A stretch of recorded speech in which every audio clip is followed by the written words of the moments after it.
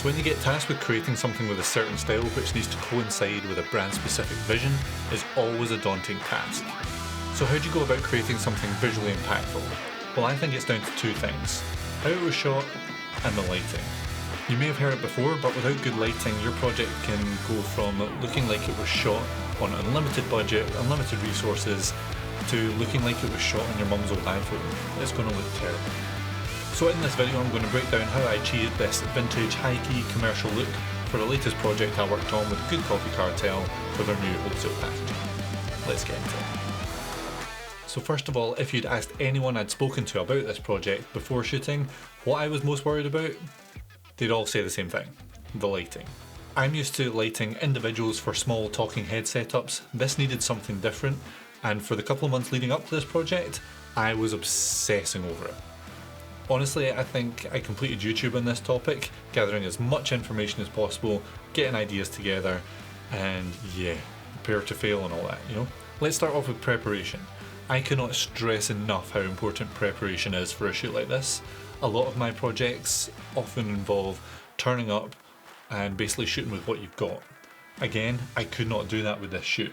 Fortunately, we were lucky enough to have access to the location a couple of weeks beforehand, basically to scope the place out, take a few sneaky pictures, see what issues we might encounter, see what basically we were working with. If you can get access to locations, do it. So yeah, if we go right back to the start of the year, where all this started was Todd from the Good Coffee Cartel sent me this image. Now to me, this is all I needed. I knew exactly what kind of style and feel he was looking for, and allowed me to get cracking on a mood board. Mood boarding basically allows me to put together all ideas from all over the internet, kind of styles, feels, character ideas, colouring, lighting techniques. All these things can be put into one big ideas board, which is fantastic and really helpful to get my vision across to Todd, and also for him to see if his vision matches with mine, which is obviously really important that you're both on the same wavelength, and he's happy, you're happy, we can move forward. So yeah, I had a rough idea of what I was going into. I was basically preparing for the worst, gathering as many lights as I could for this space. I had an idea of what I wanted it to look like, so let's jump into the actual shoot and see what we did. Ugh. Apologies for the janky top-down rig here, but it's the only way I can shoot this at the moment, so it will look good, honest, just bear with me, and I'll try and talk like this side of it. So yeah, let's go. So first thing to note here was this project was shot entirely on the Sony a7 IV with the 24-70 G Master lens, and white balance was at about 4200 Kelvin. Now this added I wanted a warm feel to the whole piece.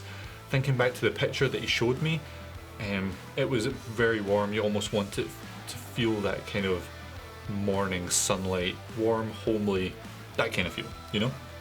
So I'm actually going to draw a kind of layout of the floor plan of this room just now. So it was quite a long room here. Apologies again for my drawing. It is what it is. So we had this massive window at the back here. We also had this window at the side. We had the units and the kitchen counter here. And then we also had an island in the middle here. So there's only like 4 camera angles in this whole commercial. There's little pickups here and there, but these are the main 4. There was one across the counter here. That was camera 1. We also turned it to the side a little bit here. That was angle 2. And then we moved into the kitchen. There was one here, shooting this way. And then we squared it up and shot this way. So that was 3 and that was 4. So they are the kind of 4 main camera angles of this whole piece. Obviously mostly quite wide, so we needed to lift the whole room. But first we had to deal with these windows here. So this was daylight outside this back window. But this window at the side here, that was actually a window into a kind of utility room at the side. So it was pitch black out there. I wanted it to almost feel like the back door of the house. So in order to bring the level up behind that door, we put an aperture 120D with a 90cm softbox. I think it's the light dome aperture light dome, the original one, and that was at 5200 Kelvin. Basically daylight through there to match this big window at the back. And we also added these big net curtains, which diffused the light even more, and the one at the back basically so you couldn't see out into the garden, and it adds a little bit of interest. And during the piece we had the window open, so it was adding a nice little flow of the curtains through there. So yeah, that's how we solved those windows. So the next thing we needed to cover was a key light. The bigger light source, the softer the light. So we ended up using a 6-foot umbrella. Like, this thing was huge. Photography umbrellas are great for video work. I don't see why people dismiss them so much, but they're super cheap, they can be enormous, they're lightweight, they're easy to pack down, they just tick all the boxes. I don't see why people don't use them more. So yeah, we had like a massive 6-foot umbrella blasting into the room with a Godox, I think it was a 300 something, I cannot remember for the life of me, but it was set to daylight again at 5200 Kelvin, and it was about 60%. Just blasting into the room here, and you can see the super nice fall off of the face. On the opposite side, however, like, it was really nice fall off, but I wanted a little bit more contrast in the face. So on this side here, I basically added a negative fill just to bring a little bit more contrast back into the side of the face. Just a little bit of three-dimensionality, is that even a word? I don't know. Added a little bit more contrast back in. That's basically what I'm trying to say. So that was the lighting setup for the talent, but overall the room was still pretty dark. So what we ended up doing was getting an aperture 300D and blasted that at the ceiling at about 70%. Not full pelt, just enough to bring the whole room level up, essentially. Give a nice even feel, as if it was your kitchen light switch, you know? But now we get to the fun part. This is where I like adding little pockets of light here and there to add a little bit of interest in the scene, a little bit of colour contrast. If there's an area too dark, you kind of lift it up a little bit. If there's practicals in the scene, that's where you can play about with that kind of thing. So in this wide shot, we actually had a 2-foot light tube just down behind this kitchen counter here. Beaming up onto the wall here, you can see a kind of slight colour contrast. I think it was set to about 3200 Kelvin, just a little bit warmer to kind of contrast with the windows a bit more. And I also noticed like these little practicals here on the cooker hood, they just add that little bit of life to the scene, you know? But because they're shooting down the way, what I wanted to do, I think you can see it in the next shot. Yeah, so behind the cooker hood you can see these little practicals, but on the far side of this hood, behind their head, we had a little magnetic light matching the colour temperature to these lights, just beaming onto this wall. And it just adds, again, a little pocket of colour, a little pocket of light that just brings the scene to life, so it's not just all flat and boring, you know?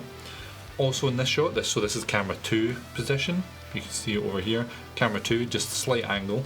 We moved the massive umbrella just round ever so slightly to get a little bit more contrast on our face, that kind of Rembrandt lighting a bit.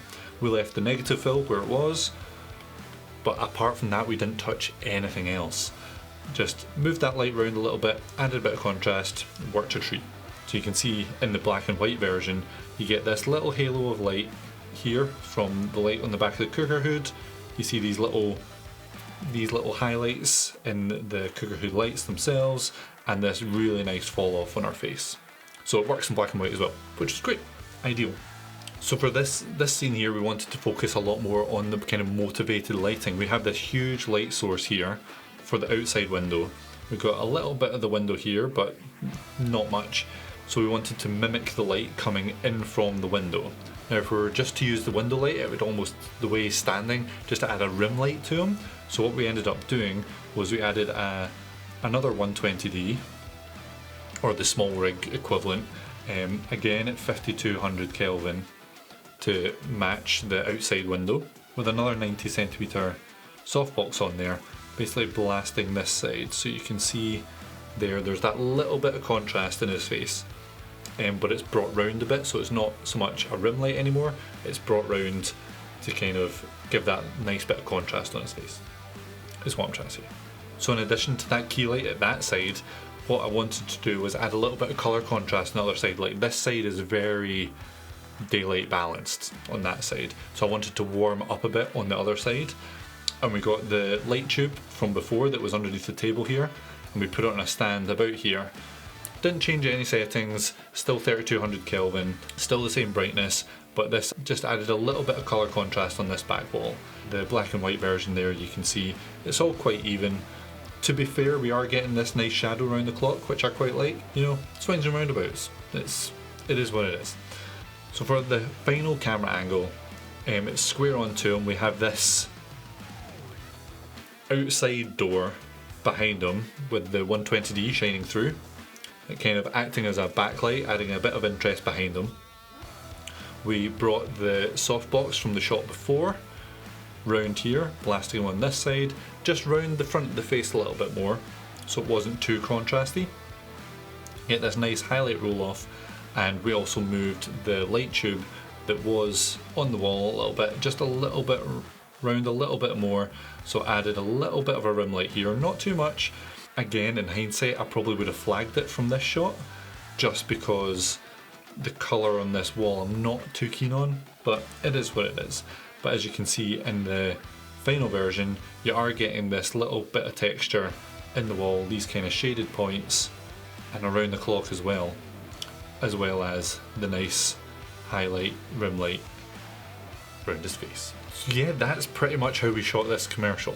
It's not complicated, there's just little challenges here and there that we had to overcome, but all in all I think it turned out fantastic. There are changes, like I said, that I would have done, but que sera sera, you know, c'est la vie, that's life. So yeah, I hope this gave you a little bit of an idea of what went into shooting something like this. I've not done anything like this before, like these kind of detailed breakdowns, so if I'm witter too much, I apologise. If you've got any questions, let me know in the comments down below. Once again, thank you so much for watching, guys. Really appreciate it. Please subscribe to the channel if you haven't already. Hit that like button, leave a comment down below, tell me what you think, and yeah, I'll see you in the next one. Cheers, guys. Bye.